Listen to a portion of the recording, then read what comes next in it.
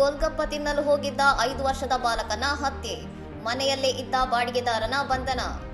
ಗೋರಖ್ಪುರದ ಸಹಜನ್ನ ಪ್ರದೇಶದಲ್ಲಿ 5 ವರ್ಷದ ಬಾಲಕ ಅಂಶುಮಾನ್ ಸಿಂಗ್ ಎಂಬುವರನ್ನು ನಿರ್ದಯವಾಗಿ ಕೊಲೆ ಮಾಡಲಾಗಿದ್ದು, ಈ ಘಟನೆ ಸ್ಥಳೀಯರಲ್ಲಿ ತೀವ್ರ ಆಕ್ರೋಶ ಮತ್ತು ದುಃಖವನ್ನುಂಟು ಮಾಡಿದೆ. ಗುರುವಾರ ಸಂಜೆ ತಿಂಡಿ ತಿನ್ನಲು ಮನೆಯಿಂದ ಹೊರಗೆ ಹೋಗಿದ್ದ ಬಾಲಕ ನಾಪತ್ತೆಯಾಗಿದ್ದನು. ರಾತ್ರಿ ಇಡೀ ನಡೆದ ಶೋಧ ಕಾರ್ಯಾಚರಣೆ ಮತ್ತು ಸಿಸಿಟಿವಿ ದೃಶ್ಯಾವಳಿಗಳ ಪರಿಶೀಲನೆಯ ನಂತರ ಪೊಲೀಸರು ಆರೋಪಿಯನ್ನು ಬಂಧಿಸಿದ್ದಾರೆ.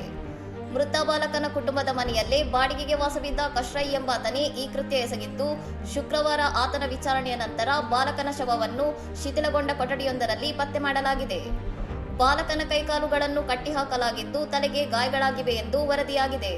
ಆದರೂ ನಿಖರವಾದ ಕಾರಣ ಮತ್ತು ಹತ್ಯೆಯ ಸ್ವರೂಪದ ಬಗ್ಗೆ ಮರಣೋತ್ತರ ಪರೀಕ್ಷೆಯ ವರದಿಯ ನಂತರವಷ್ಟೇ ಸ್ಪಷ್ಟವಾಗಲಿದೆ ಎಂದು ಪೊಲೀಸರು ತಿಳಿಸಿದ್ದಾರೆ.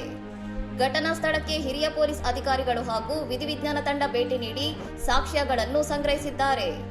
ಆರೋಪಿ ಬಾಲಕನ ಕುಟುಂಬಕ್ಕೆ ಪರಿಚಿತನಾಗಿದ್ದ ಬಾಡಿಗೆದಾರನೇ ಆಗಿರುವುದರಿಂದ ಈ ಕೃತ್ಯದ ಹಿಂದಿನ ನಿಖರವಾದ ಉದ್ದೇಶವೇನು ಎಂಬುದನ್ನು ಕಂಡುಕೊಳ್ಳಲು ಪೊಲೀಸರು ತೀವ್ರ ವಿಚಾರಣೆ ನಡೆಸುತ್ತಿದ್ದಾರೆ.